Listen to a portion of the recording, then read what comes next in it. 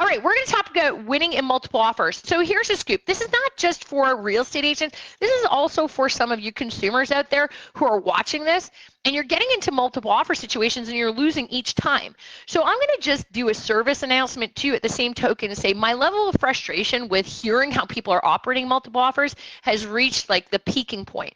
First things first, if you have an agent that isn't doing some of this stuff, then move on to another agent.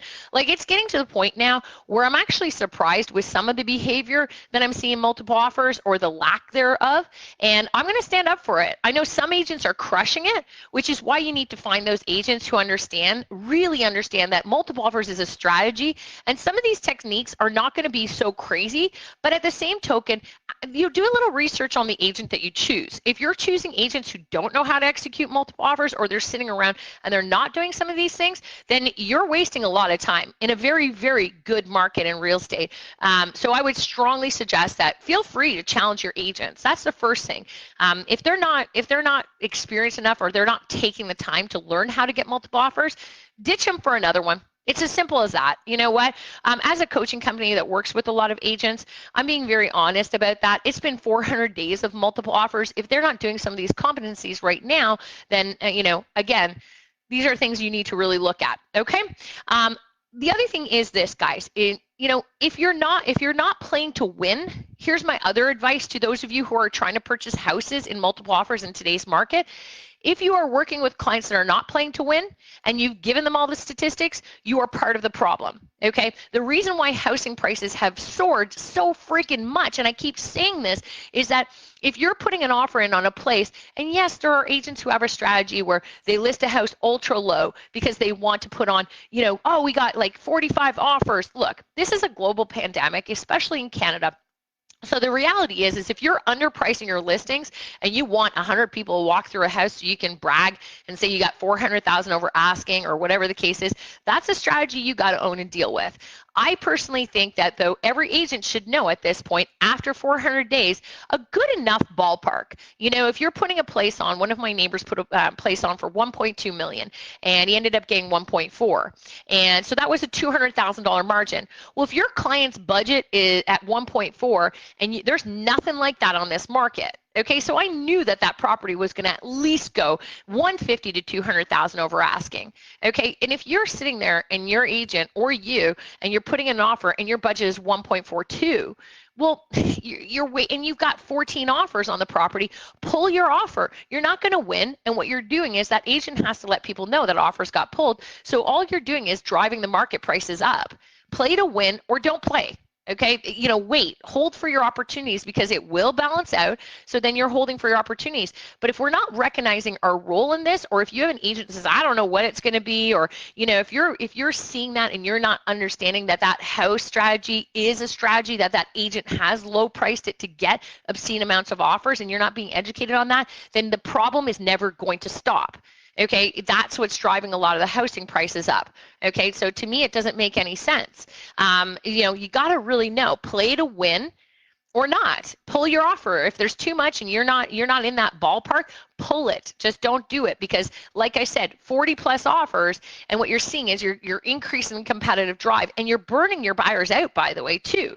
If you're going to keep losing, I don't know about you, but I fall in love with a house, right? So if I fall in love with a place and I don't get it, as a consumer, I'm going to blame the agent. Okay, so play to win or emotionally be prepared. You're going to keep driving the market up. Okay, less offers on places, that's going to be the buzz that's coming around. You're going to let the market balance itself out. Okay, emotions versus logical thinking. The other thing you have to remember about this right now is that most people are driven by emotions. Okay, that's what makes our biggest decisions. You like something, you feel emotional about it, you'll find the attachment, you'll go for it. Okay, I see. Yeah, logic doesn't usually play in some of the biggest decisions. That's why there's so many things wrong, is that logic doesn't play. Okay, it's very emotional, and you can tie emotional decisions into almost anything. So really what you're looking at here is we have to play the game of emotions. So now, getting back into it, a lot of this stuff is going to play on emotions, because if you're forgetting something, sellers will make decisions based on emotions too. So just because the market is being driven up through the roof, there's a certain point where you have to look at the emotional aspect of this. So first thing I put down is, like I said, know your statistics. The statistics have been happening for 400 days.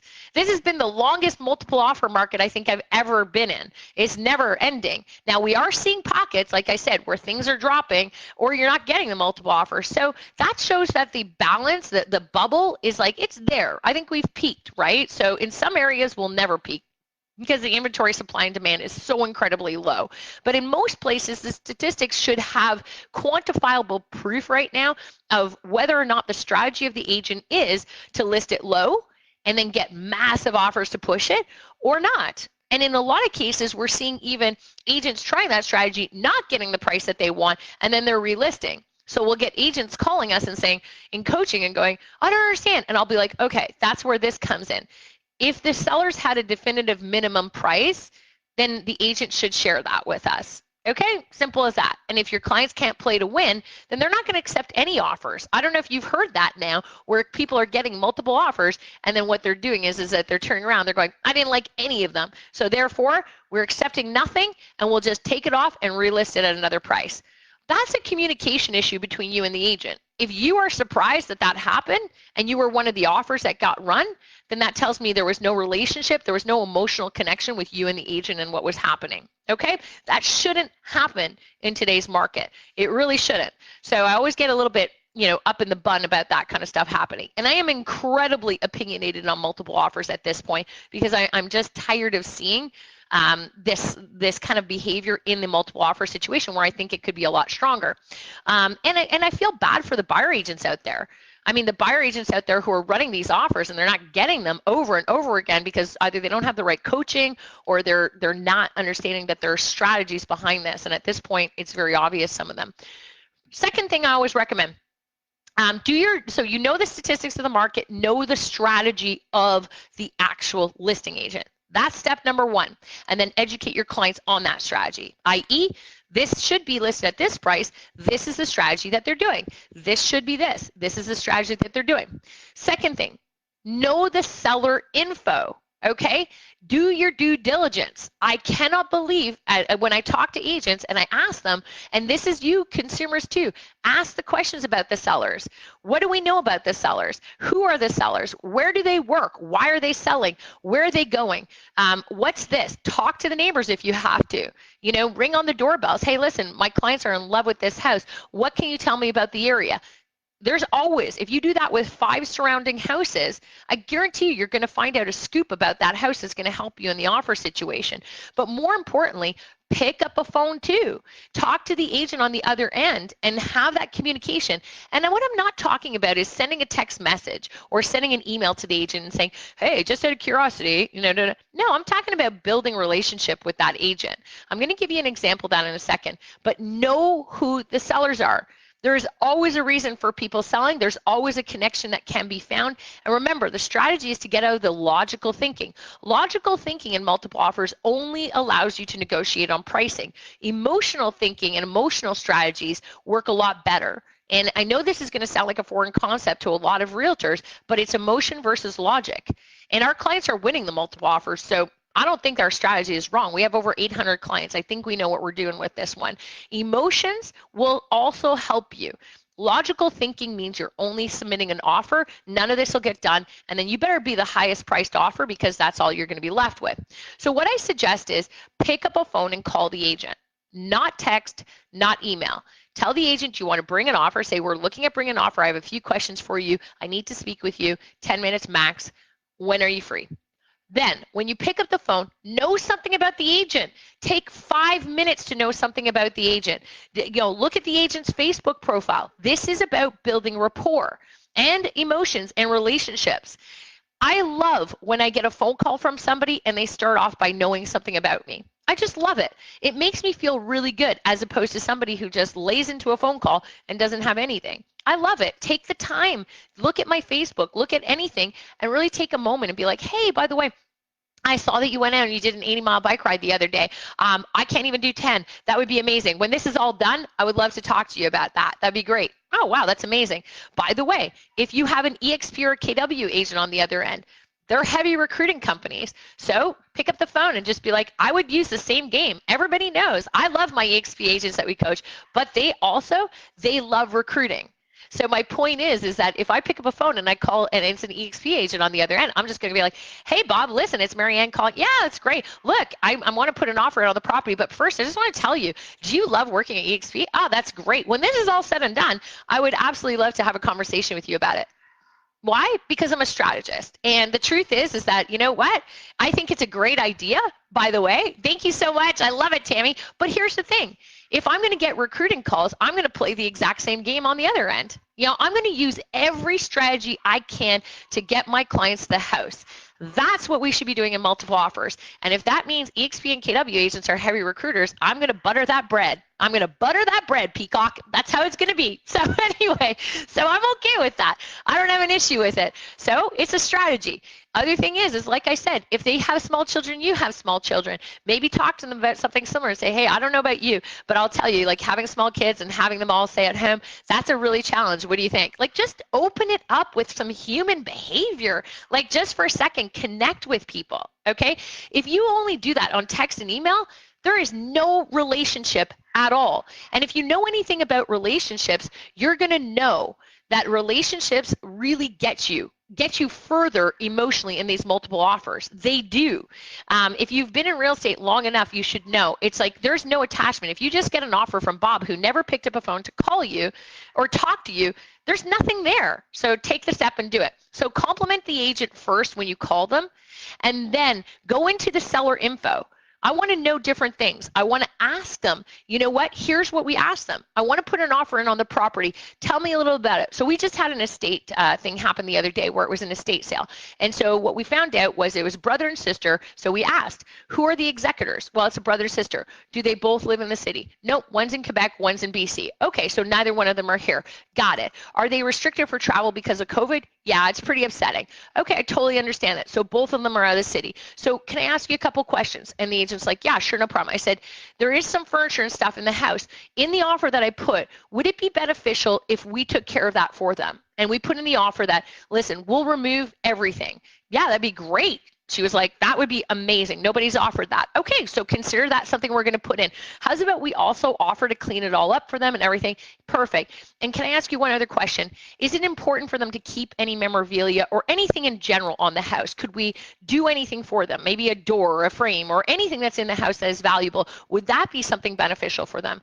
Well, that could work, yeah, because they haven't been able to get there. Now, what about the one out in Quebec because they can't come over here? Would you like an opportunity for me to put in the offer, maybe 1 or 2 walkthroughs for them to just kind of say goodbye or whatever the case is? The agent's like, holy smokes, nobody's asking me this stuff. I said, well, I just want to know because to me that's important. I want to know how I can work with those people. I said, it's not always about price. And the agent's like, you know what, you're actually right. And these are the things I never even thought about. I said, exactly. Well, I'm happy to do that for you. I said, it's no problem. What else can I put in there? You know, would it be possible? Because I'm willing to take anything. If we put in the offer that we'll take anything that they want, I don't care what it is. But, you know, if it's a couch, I don't care. Would they like us to pay for a mover at some point or have it put in storage so that when they're ready to pick up some of this stuff, we're willing to put things in 3 months, 4 months storage so that they can have some of that stuff. Would that be something?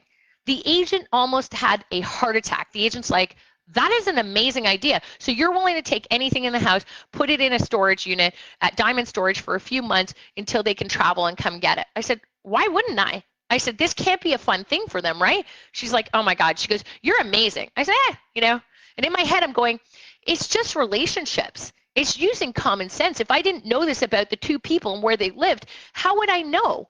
I wouldn't know, right? I wouldn't have a clue. So I'm connecting on an emotional level, not a logical level anymore. I'm doing things that emotionally will make this a better move for them. Okay, very, very smart idea.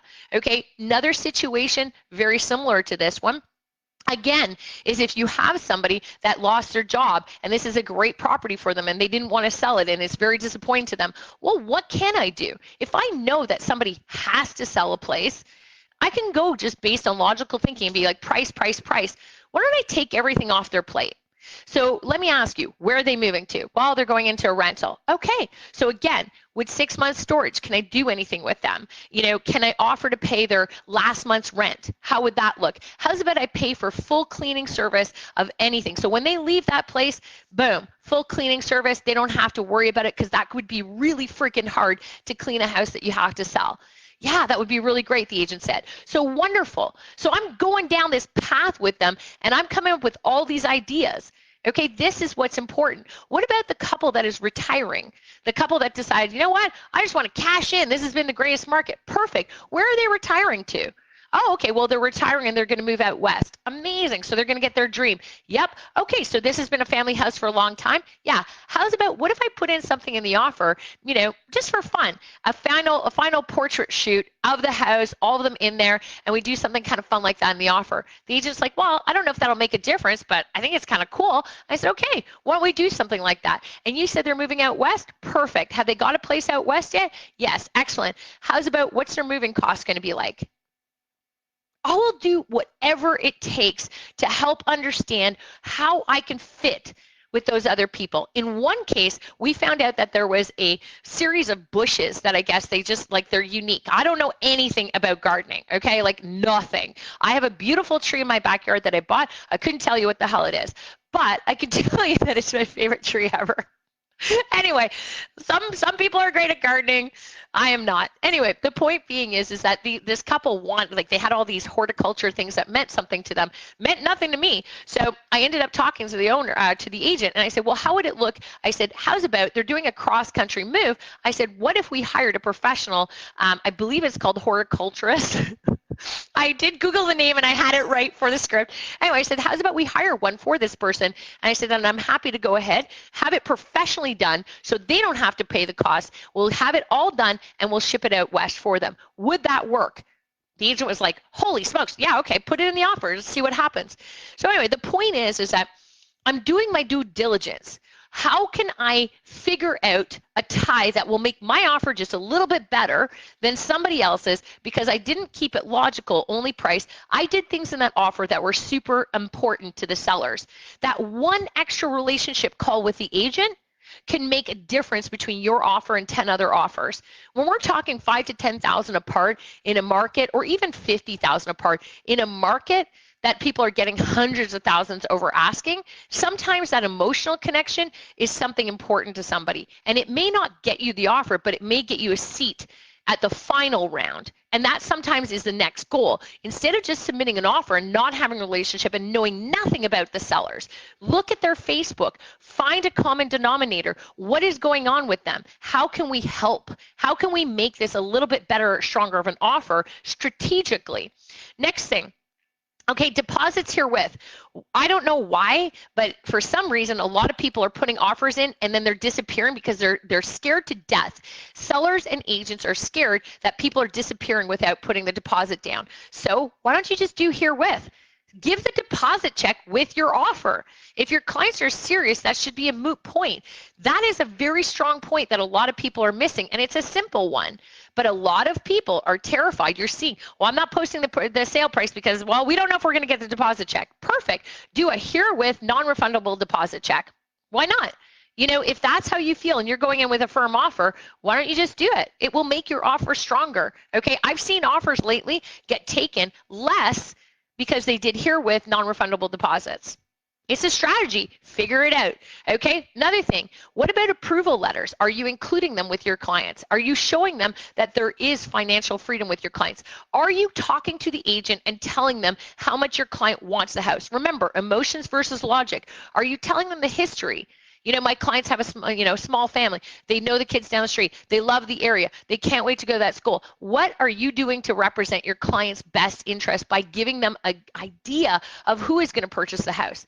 I am entirely in love with my property, entirely in love with it. I don't want to sell it. I love it. But I will tell you something. If I am going to sell it, I want to sell it to somebody who, believe it or not, I'm okay. If it's a matter of $25,000 difference, I'm going to sell it to the person. If somebody calls me and tells me that a beautiful family is going to move in here and the kids are this or whatever, or they have something that pulls at my heartstring, I honestly would probably consider those people, and I'd want to give them my house because I love it so much. And there's a lot of people who love their places, and they really want to know who's moving in. So if you've got that type of client, then represent them properly. Pick up a phone. None of this, oh, I sent a letter in. Did you ever talk to the agent? No, I just sent a letter in. Well, then talk to the agent. Have a conversation with the agent and say, I'm going to send you a letter, but what I really want you to know is this is why my clients love the place so much. And I want you to really know that because they've lost 6 other places. They're heartbroken. And when they saw your house, they knew that this was the one that they wanted. Lay it on. Like I said, this is a negotiation strategy. Nothing wrong with it. And it probably is all true, by the way. Don't lie. That's the other thing. Do not lie. Just get really good at representing your clients.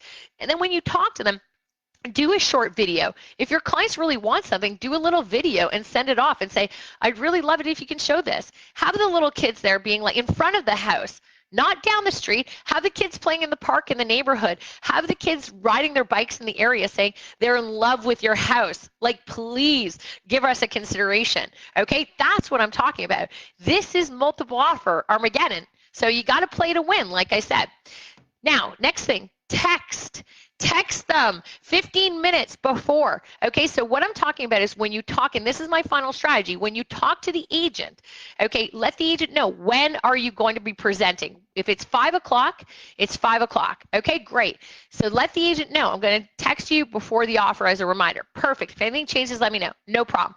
At 4:45, you should be texting that agent, not calling because they're busy. The agent is going to be looking at their phone at the highest level about 15 minutes before offer presentation. Text the agent and say to the agent, hey, listen, it's Marianne. I just want to remind you, my clients are totally in love with the place. We've wrote an offer according to what we think is important. And by the way, movable closing dates, anything you need, anything that's going to make it work is what you're going to find with that research. And say, listen, 15 minutes before, my clients really want the property. They're absolutely in love with it. And you know what? Please, it would mean everything. No matter where we're ranking, we really want the call. If there's a chance we can improve it at any capacity, their hearts are completely attached to this place. And you know what? Anything that you can do to just give me the courtesy would be so greatly appreciated. If you have called the agent previously and built the rapport and talked to them and put things in the offer that cater to what you feel is most important to them, guess what? Okay, they're going to have a connection with you. You'll have rapport and you'll get that chance. Like I said, sometimes you're not going to get it because unfortunately, maybe it is just about price for some people. But the reality is, if you're not even getting the call before and you're finding out the next day, or you're finding out you get a text, sorry you didn't get it, that's because you had no relationship with the agent on the other end. See, I've been in real estate for 23 years, and the difference is that 23 years ago, we didn't have all the lazy communication we have now. Okay, which lazy communication has allowed us to produce at a higher level. So there are pluses to all of it. But in a multiple offer situation, we've become very disengaged. We think it's all about prices, and it's not. It's about the emotional versus logical connection you have, and it starts with the agent on the other end. 23 years ago, we had no choice but to build great relationships with the agents. We had to. And if you look at the most successful multiple offer people in the industry, it's usually the agents that have great relationships with the agents on the other end. Why is that? Because they took the time. And if you're not used to building those relationships, you got to try it. You got to build a relationship with the agent, which is why you have to care about them too. You have to build a relationship understanding what's important. Why are the sellers selling? Who are they? And what can be put in your offer to make them go, wow, that's actually really awesome. Okay, and if you're not getting that phone call back and you're not using these strategies, then if you're a consumer buying a property in a multiple offer market, ask your agents, did we get a chance to improve our offer? If you didn't, why not? You know, ask, tell me about the sellers. Just ask the agent, tell me about the sellers. What did we find out about them? And then challenge the offer. What are we putting as our strategy with this? And what is the strategy of the listing agent? If your agent is telling you they don't know any of those answers, then all you're doing is you're putting a price on a piece of paper, and their chances of you getting it are going to be just on pricing. And this is an opportunity to change the outcomes of what's actually happening. And exactly 17 years ago, like Maureen said, 17 years ago, we picked up the phone and we represented in person exactly And it's like it worked because you know what? The agents who didn't want to do that couldn't play. They couldn't do it. Right? So those of us who built, we were used to relationships. And what I've seen now is we've become this totally different group of agents that throws offers in, and then we get on Facebook and we bitch and complain that we didn't get the offers, and we're like, we didn't get the offers. And then I always ask, tell me about the sellers. What did you know about them? How many kids do they have? Where did they work? What are they doing? All that kind of stuff. But how much can the agent tell about the sellers? The agent Hassan could tell anything about the sellers. Anything. You know, a reason why they move, anything that they want. If you build great rapport with people, they'll tell you. But if you call an agent up and you bark at them and say, tell me about the sellers, tell me about the sellers, you're not going to get that. You have to build rapport with the agent. When I call an agent, I always know a little bit about them. I'll be like, hey, guess what? Listen, I saw you just got a puppy. How's the puppy? Looks great. That's awesome. I have a puppy too. He's crazy and stuff like that. And by the way, I think you're amazing. You're doing a really good job, and that's a beautiful listing. Congratulations. Awesome. Rapport is built. Listen, my clients are in love with the place. We need to know what we can do in our offer that would make their world better. Could you help me understand a little bit about the sellers? Is there a specific reason they're selling? Are they moving somewhere great? 99% of agents will tell you, Hassan. They won't tell you if you have no rapport and you just call them up and say, hi, it's Marianne calling. I just want to know, why are your sellers selling? That's not building anything up. Okay, this is a market where sellers are making a ton of money on their houses, and they will tell you. They will definitely tell you. And if it's an estate, well, you already know it's an estate. So you know what? Just get a little bit of info. What does this house mean? A house is a very personal experience for people. It is a place that we've built memories, we've built love, we've built non-love in it, we've raised children in it, we've had experience in it, we've really put a lot into our houses. And every house has a story. And if you don't know what the story is, it's very difficult to put an offer in that's going to allow you to have a beautiful outcome of that story. So it's about building the relationships. And that's what I'm seeing missing tremendously. Those are some of the tips that I'd love to share with you guys. So I'd love you guys to actually try them out. Let's see, we're calling it old school with a twist of the new school. And again, multiple offers is a strategy. So if you're a realtor, is this the strategy that you're using? And if you still don't win, that's okay, because I'd rather you have the strategy than turn around and be like, I didn't do it, and this is what happened. Okay, so give it a shot. Let's see what you got. We're going to post some of this up on our Facebook shortly. So have a great week. And again, stay safe, stay awesome, and let's win some of those multiple offers, right? Bye, guys.